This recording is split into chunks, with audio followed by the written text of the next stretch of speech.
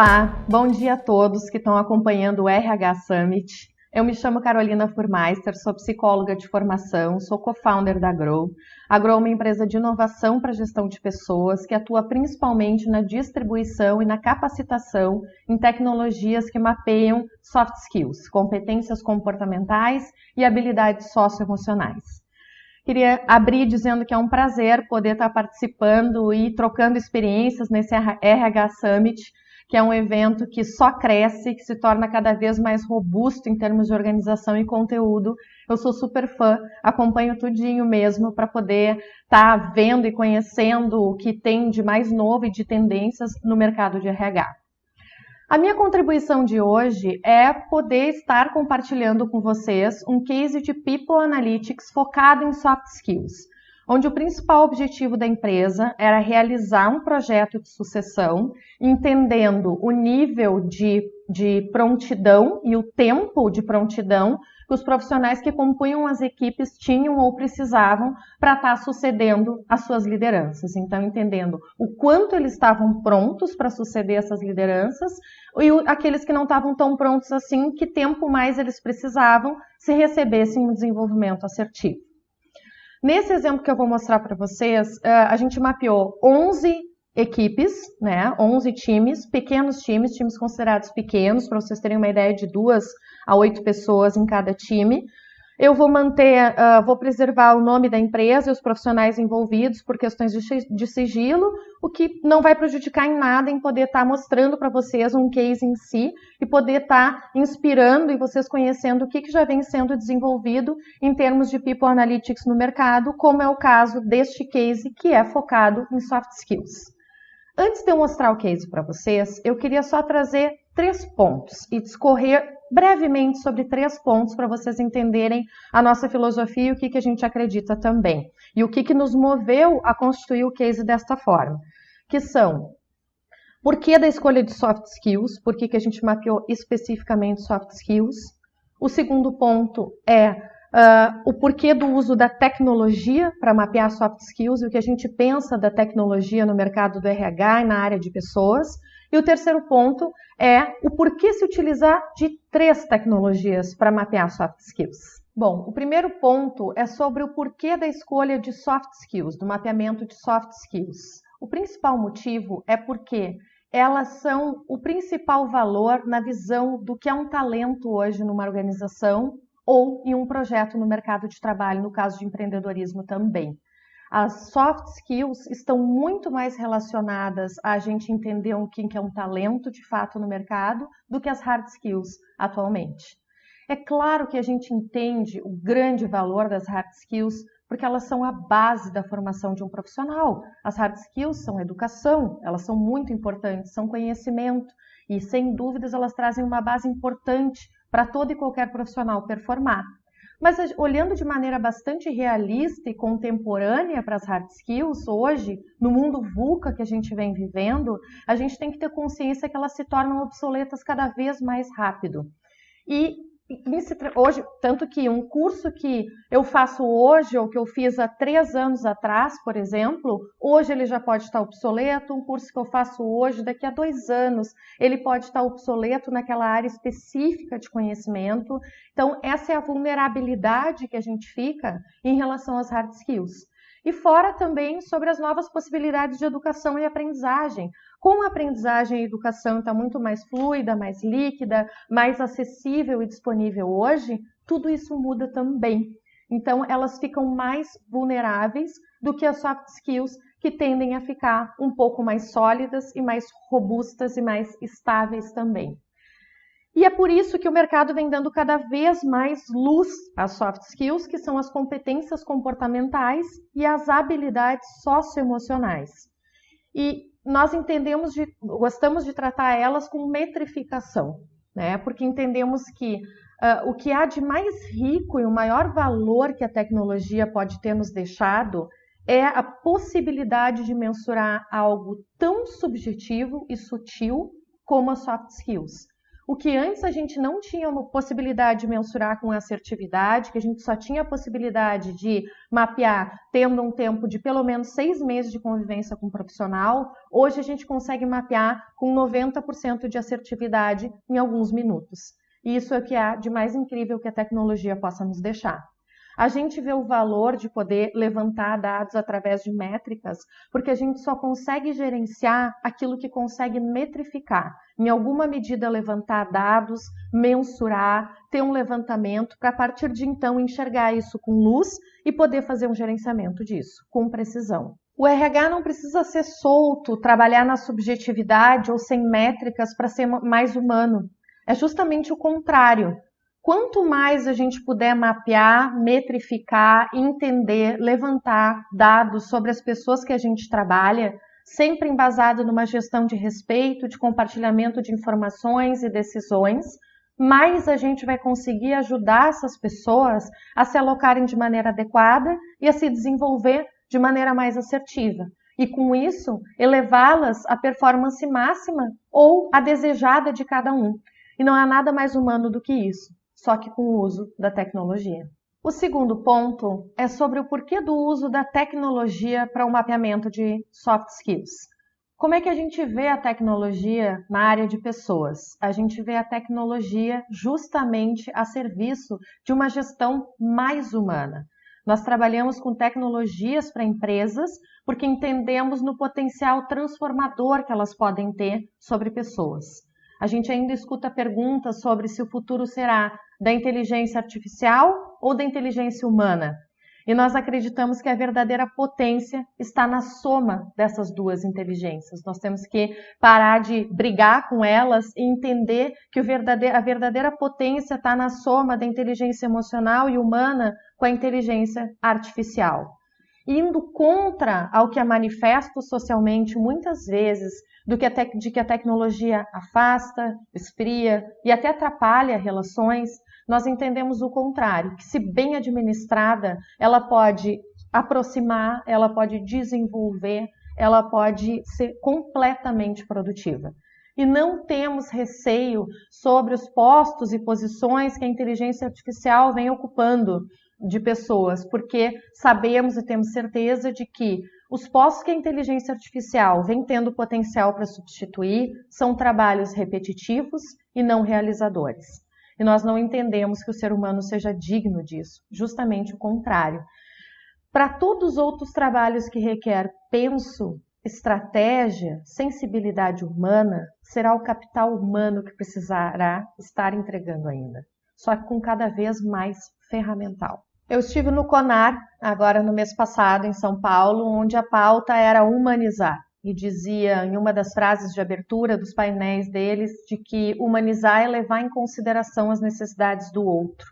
E eu concordo plenamente. O quanto que é humano a gente poder estar entendendo quais são as competências comportamentais do indivíduo e estar auxiliando ele a se alocar de maneira adequada e assertiva, aonde ele vai poder estar aplicando essas competências comportamentais que ele mais tem por natureza e estar performando melhor.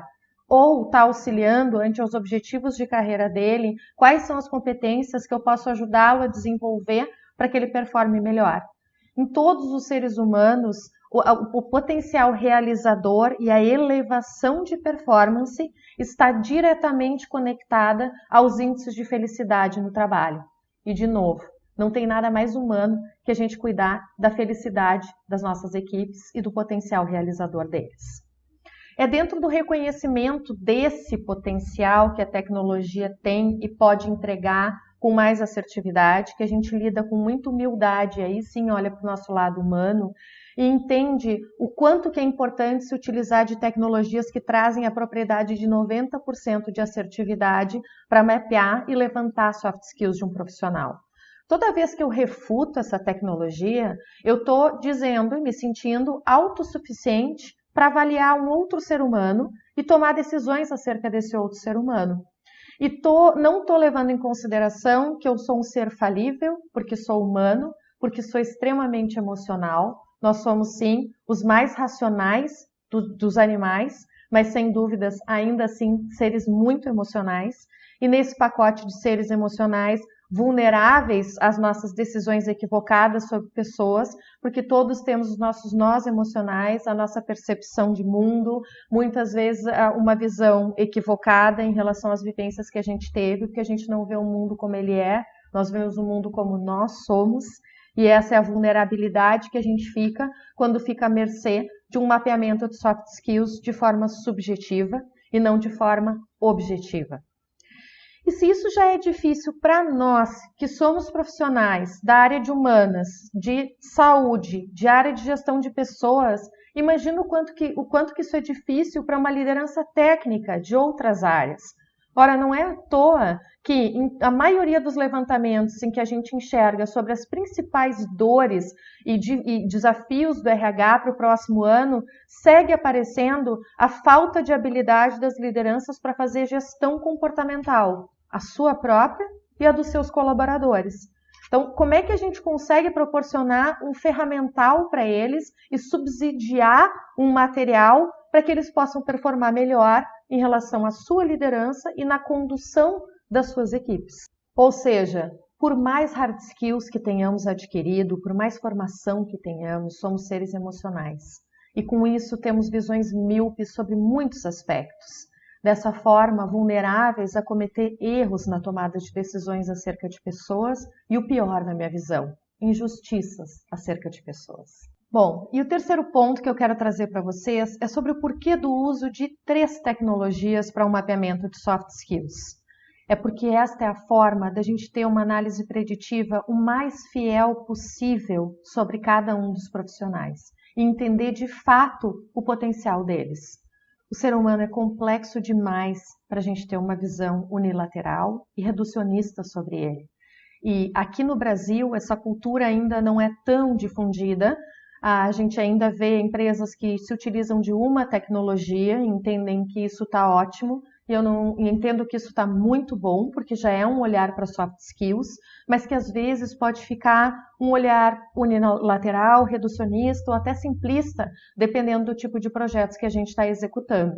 Para vocês terem uma ideia, nos maiores centros de assessment do mundo, que ficam na Inglaterra, que nos inspiram bastante, eles se utilizam pelo menos de 5 a 10 tecnologias para o mapeamento de um profissional, para que ele seja mais completo, para que ele seja mais sem rótulos. Nós entendemos que nós, enquanto profissionais de RH e lideranças de organização, não podemos mais trabalhar com rótulos acerca de pessoas, que a gente precisa tornar esse olhar mais plural, mais múltiplo sobre o real potencial realizador de um ser humano.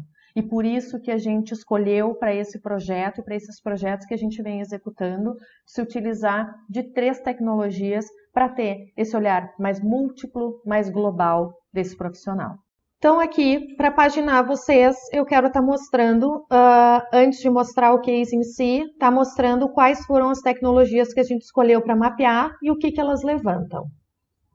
A primeira delas mapeia perfil comportamental, que a gente fez através do PDA, trazendo uma correlação do perfil do cargo do profissional com o perfil deste profissional que ocupa o cargo. Então, a primeira etapa foi a gente construir, junto com o RH e com as lideranças de área, um perfil de cargo comportamental esperado para aquela posição. A partir disso, a gente aplica nos participantes do projeto e realiza uma correlação desse profissional com a expectativa do cargo, que traz, como vocês estão vendo ali, em termos percentuais, o quanto que esse profissional consegue atender a expectativa desse cargo e o quanto que ele deixa a desejar. Nesse caso, uma correlação aceitável de 58%, é uma correlação já considerada mais baixa. Para vocês terem uma ideia de régua, acima de 70%, 75% a gente já considera uma boa correlação, um potencial de performance desse profissional para aquela posição, porque ele já tem por natureza e por essência as competências comportamentais requeridas em sua maioria pelo cargo. Depois, ali no relatório, ele traz eixo a eixo o que representa a expectativa do cargo e como é que esse profissional atende. Então, o cargo é o triângulozinho e o profissional é a bolinha. Nesses 2 eixos, ela atende perfeitamente ao que o cargo requer e nos outros eixos de expectativa comportamental, ela tem um pouquinho de diferença em relação ao que o cargo requer. E no caso de eu escolher essa profissional, o maior valor disso é que eu consigo estar desenvolvendo ela com assertividade, trazendo clareza para ela sobre os eixos que ela precisa desenvolver e o que significa o desenvolvimento desses eixos. Isso que é o mais interessante, é a gente poder tanto trabalhar no mapeamento quanto no desenvolvimento desse profissional com precisão. Então, o primeiro ponto foi esse, de perfil comportamental. O segundo ponto foi o questionário de resiliência. Aqui a gente entra em habilidades socioemocionais.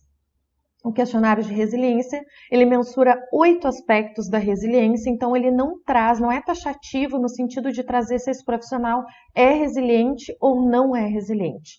Ele, através de um estudo, foi levantado que a resiliência é composta de 8 componentes, que é os que estão ali: autoconfiança, otimismo, direção com propósito, adaptabilidade, criatividade, orientação para o desafio, controle emocional e busca de apoio. Tá ali pequenos descritivos do que cada um significa. E ele vai estar trazendo como é que esse profissional performa em cada um desses aspectos, qual que ele performa melhor por natureza e qual que ele deixa a desejar. Inclusive, a gente pode estar definindo junto com o RH e com as lideranças quais são desses 8 componentes os mais importantes para cada posição. Então, nessa tecnologia, a gente também pode escolher que régua que a gente quer trabalhar, porque a gente não precisa exigir que esse profissional performe bem em todos os aspectos da resiliência, mas pensando no cargo, nos desafios da empresa, nas características da empresa e dessa posição, o que a gente entende que é inegociável? E que esse profissional certamente vai performar melhor se ele entregar estes componentes em específico. Então, a régua é definida realmente pela empresa e pelo RH da empresa. O que a ferramenta traz é esse mapeamento com assertividade. Aqui, só brevemente para vocês, a carinha do relatório, onde ele vai estar trazendo se ele tem esse componente abaixo da média, na média ou acima da média, e o que significa em termos conceituais.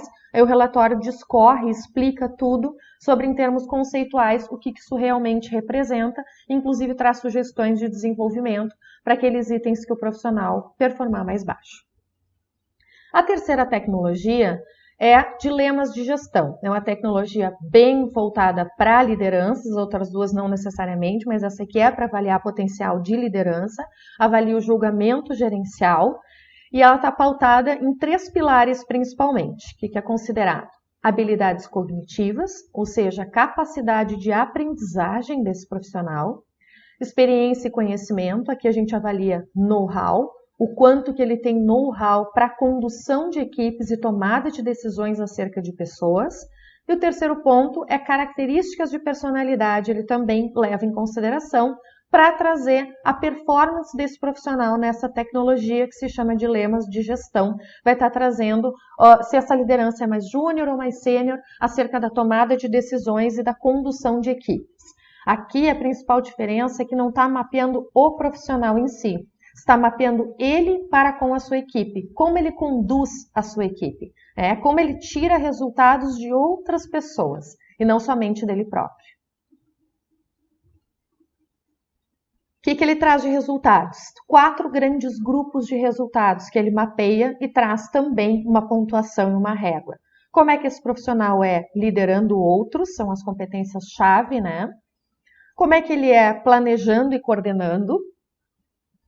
Como é que ele performa no gerenciamento de desempenho e como é que ele performa no gerenciamento de relacionamentos.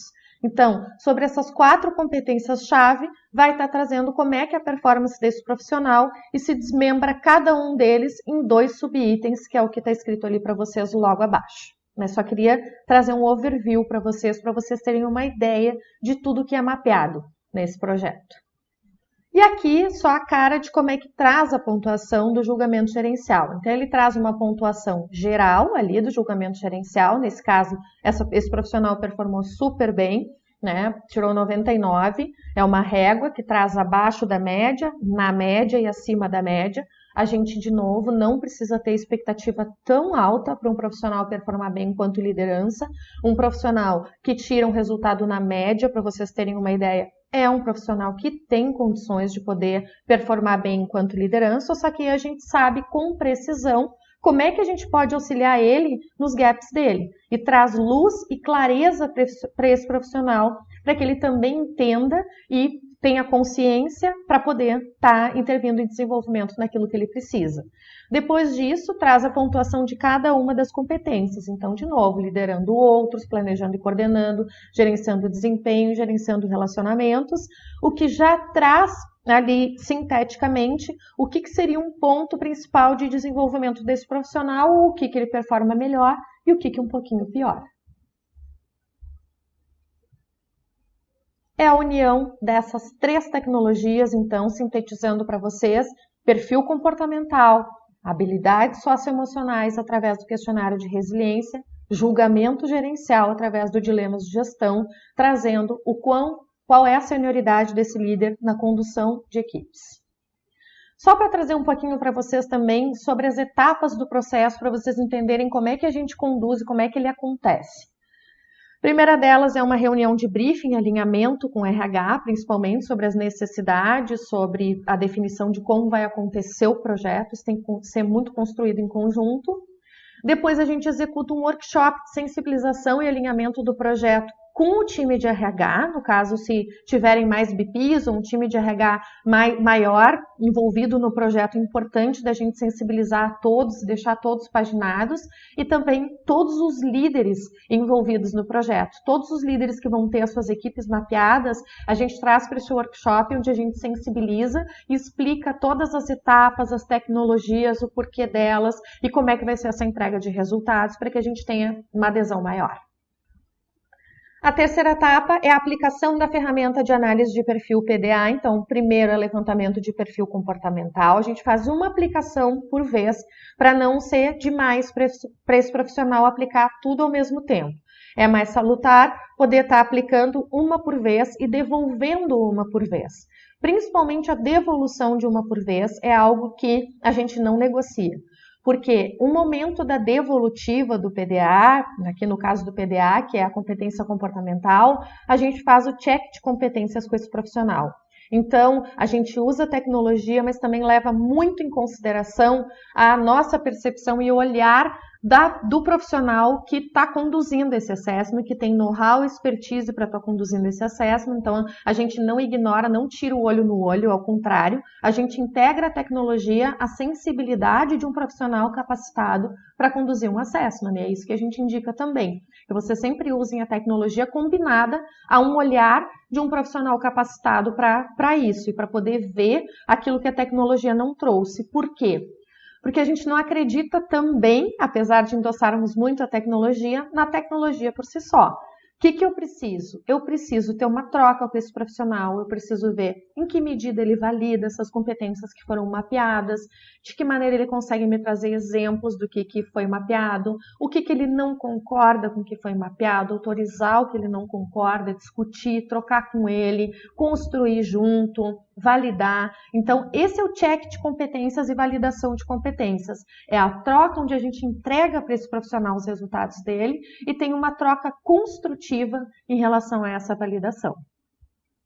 Depois a gente aplica o próximo, que é o questionário de resiliência, e da mesma forma, faz a devolutiva, um check, a validação dessas competências, pega exemplos, vincula, né, trabalha melhor, entende sobre esses componentes no contexto de trabalho dele, também ajuda a pensar junto.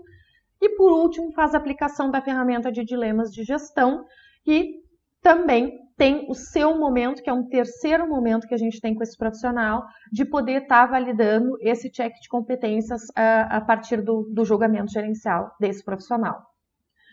Por último, a gente tem uma reunião de entrega do Analytics para o RH e de todos os relatórios. A gente produz relatórios individuais também. Eu vou mostrar para vocês o Analytics em si, né, que traz uma síntese global do projeto, mas a gente também produz relatórios individualizados, sintetizados para o RH e para as lideranças.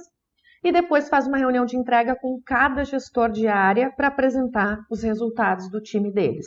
E para tirar dúvidas, enfim, explicar, ter esse momento de troca junto com a gestão e para poder apresentar resultados e validar resultados também, discutir sobre eles, enfim, ajudar esse líder a uma tomada de decisões mais segura e assertiva. Bom, Mostradas as tecnologias utilizadas, as etapas do processo, eu vou mostrar para vocês agora a entrega do case de Analytics focado em soft skills para vocês verem como é que ela acontece, como é que o dashboard dela é composto. Aqui nesse canto vocês estão vendo o PDA, que é a entrega da correlação com o perfil comportamental. Então, traz o nome dos profissionais avaliados e a correlação deles do perfil natural, como é que ele é por natureza, e o adaptado é uma especificidade da ferramenta que traz de que maneira ele vem se adaptando. A gente avalia isso também. Vai estar trazendo uma correlação em termos gerais sobre perfil comportamental. Aqui no canto da direita, traz os resultados do questionário de resiliência. Então, vai estar trazendo cada um dos profissionais qual foi a régua que eles atingiram em cada um dos componentes.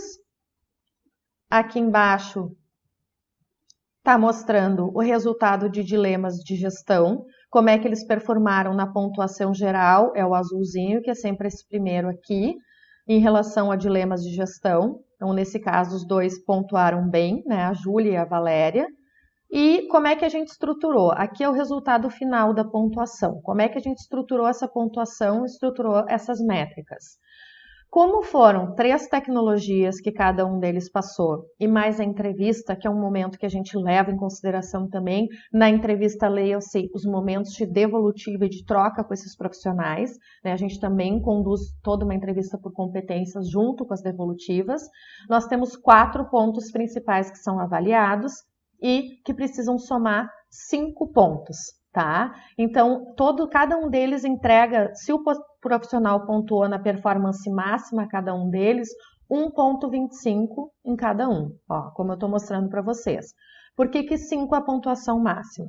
Essa aqui é uma pontuação total, utilizada por muitas empresas em projetos de sucessão, tá? A gente já viu em vários cases. Tem outras que utilizam de maneira diferente, enfim, isso aqui é uma régua que cada empresa pode utilizar como preferir. Mas a gente viu na maioria dos casos que estão relacionados a projetos de sucessão, o uso de uma régua bastante semelhante a essa, ou igual a essa ou semelhante a essa, para vocês terem de norte. Mas claro que isso é livre e que é possível de adaptar a régua que a empresa já utiliza, que pode ser um pouquinho diferente dessa. Aí a gente vê pesos e medidas que a empresa tem prioridade para poder estar colocando. Essa aqui é a pontuação final que aparece. Então, o que a gente tem de retorno final nesse mapeamento? Quando o profissional tira 1 nesse resultado final, que é o que está aqui na pontuação, né? Aqui está a nota final da Valéria, 3,33, e o resultado final da Júlia, 2,85. Vamos ver cada um deles o que é. O 1 aparenta estar enfrentando desafios significativos atualmente, então eu entendo que nesse momento, aonde esse profissional está, eu já preciso entrar junto com a liderança dele e ajudar ele a performar melhor na posição que ele está. Não é o caso de jeito nenhum de eu evoluir para uma sucessão nesse momento, eu preciso auxiliá-lo nesse momento para performar nessa área que ele está. O ponto 2 melhor contribuição é na posição atual, então vem contribuindo melhor na posição atual, sem potencial de sucessão nesse momento.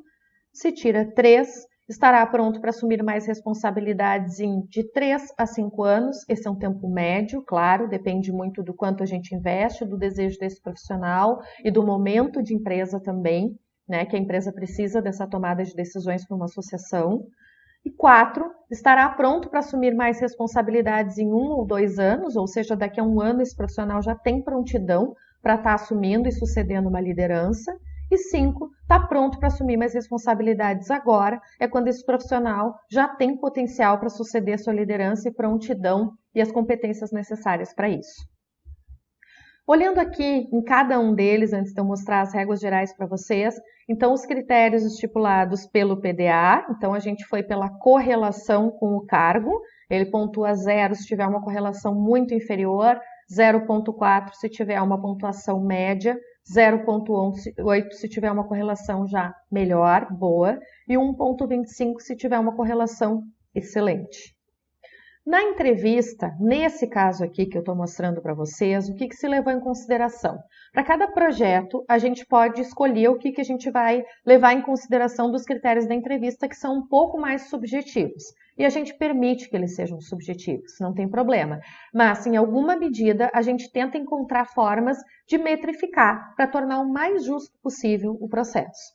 Nesse caso aqui, a gente levantou o interesse claro em ser líder. Por que isso? Porque essa empresa tinha interesse em poder olhar para esses profissionais, mesmo sem ter a resposta anterior ao projeto, se eles realmente gostariam de assumir uma liderança ou não. Porque viu valor em aproveitar para já mapear e para conhecer esses profissionais, essas equipes que não eram olhadas há bastante tempo e queriam dar uma reolhada. Ouvir deles, dar oportunidade para se conhecerem melhor e ouvir deles sobre o potencial de projeção que eles se viam numa liderança ou não também. Existem projetos que isso já nem vem para o projeto quem já não tem interesse, isso já é levantado antes e a empresa não faz esse investimento em profissionais que não têm potencial ou interesse em liderança, talvez em galgar para outras áreas, isso pode ser também. Então, varia de acordo com o objetivo da empresa, tá? E o que ela quer para esse momento.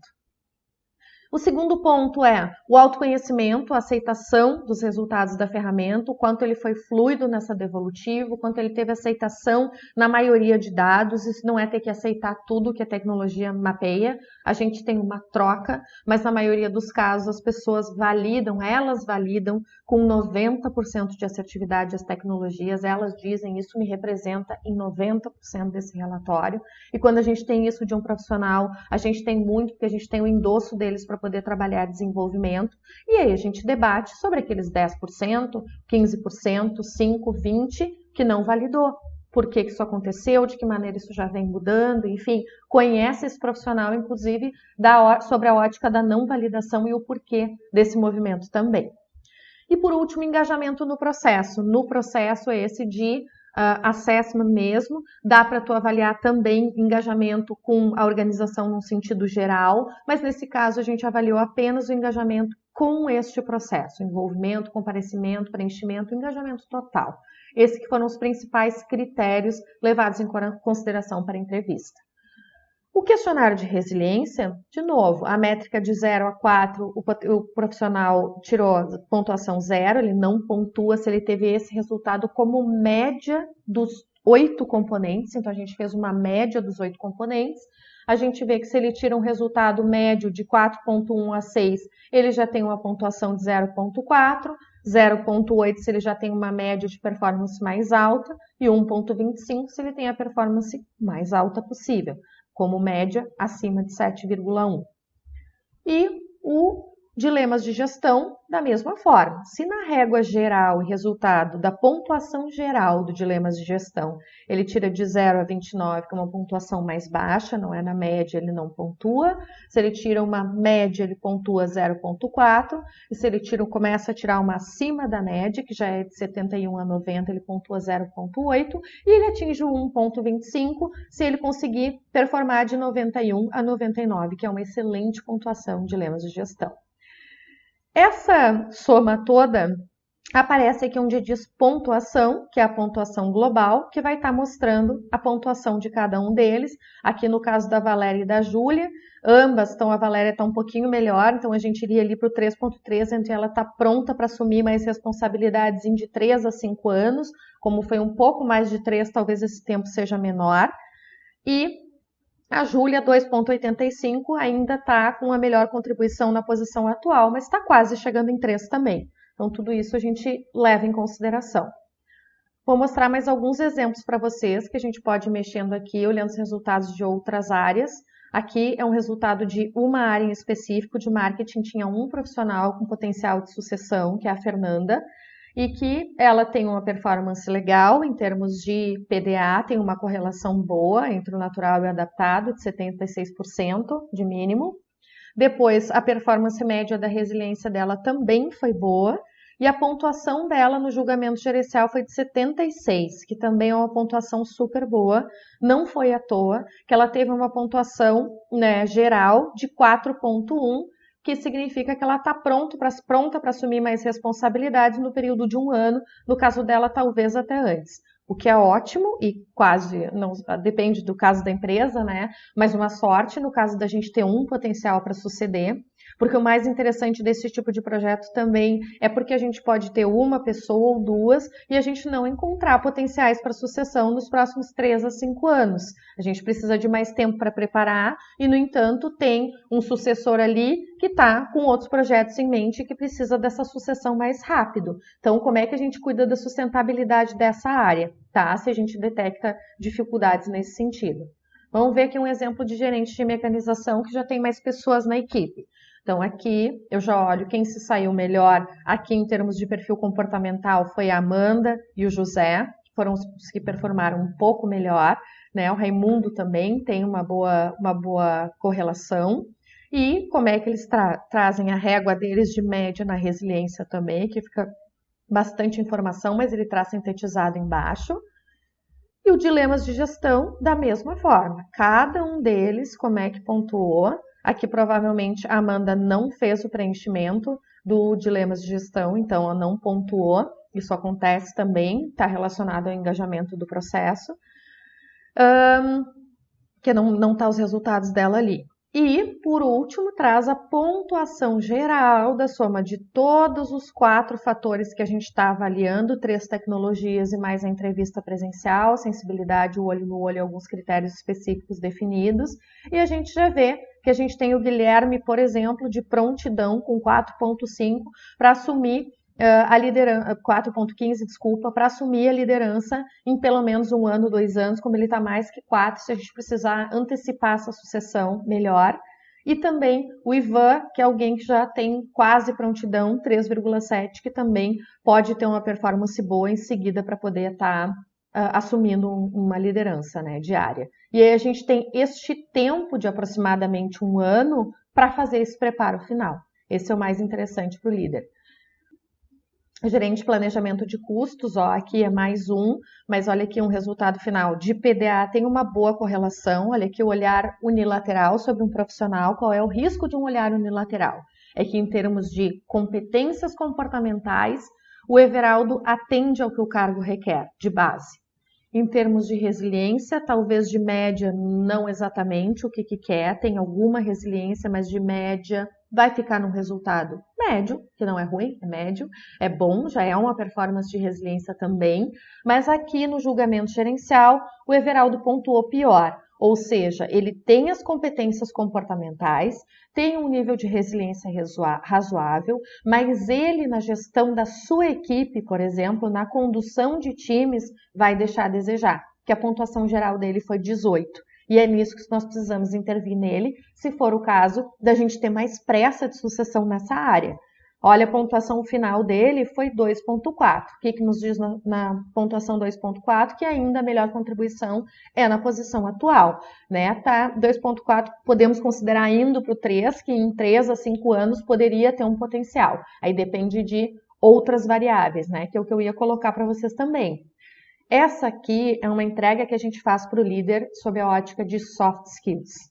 É claro que a gente não tem o entendimento de uma avaliação de um time ou de um profissional só pautado em soft skills. Como eu coloquei para vocês lá no início, elas são muito importantes e cada vez mais luz sobre o que é um talento de um profissional no mercado hoje.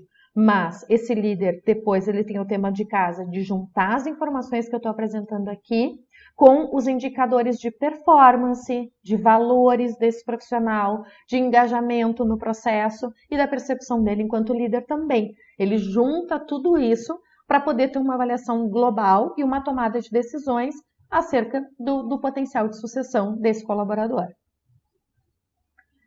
E por último, um gerente de projetos aqui, que tem um pouco mais de pessoas, parecido com o que a gente olhou anteriormente, que também ali o Maicon tem mais potencial em termos de perfil comportamental e o Valdemar também, mas no final, na régua final, a gente vê que o Maicon segue sendo o que mais tem potencial, porque performou bem nas outras tecnologias e na entrevista também.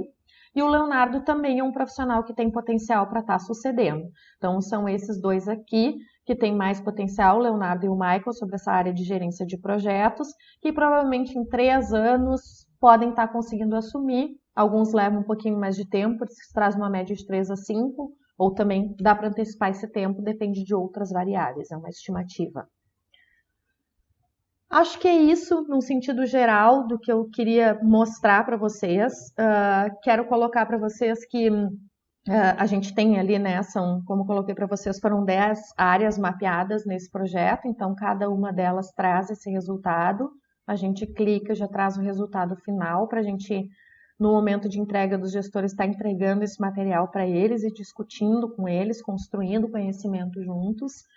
E quero compartilhar com vocês que os gestores amam essa entrega. Eu quero compartilhar esse feedback de encantamento, porque acredito que o RH precisa cada vez mais ter entregas nesse sentido e com essa assertividade, né? No sentido de métricas e com assertividade, trabalhando também com métricas naquilo que, em princípio, é subjetivo. É a gente tornar mais objetivo possível a questão das soft skills e poder trabalhar na mensuração e no desenvolvimento delas com assertividade. Bom, para fechar, compartilho com vocês os 4 grandes benefícios no macro que a gente enxerga e que a gente recebe de feedback na execução desse tipo de projeto. O primeiro deles é a entrega de autoconhecimento aos profissionais envolvidos no projeto. A gente sabe que o autoconhecimento é o fator base primordial para que esses profissionais sejam assertivos na escolha e nos desafios de carreira.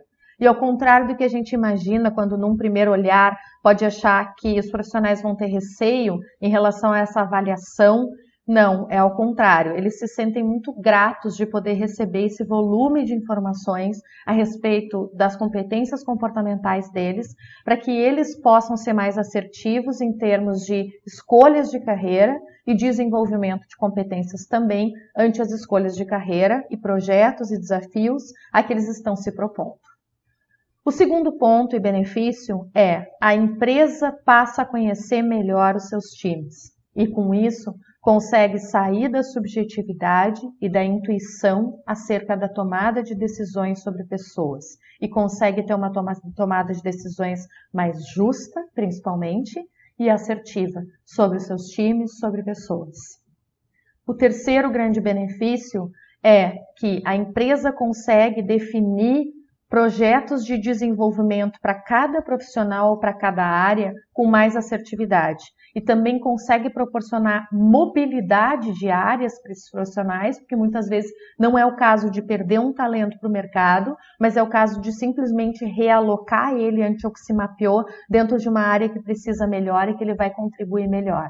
Então, a mobilidade de profissionais, além do desenvolvimento com assertividade, também é um dos grandes ganhos do projeto.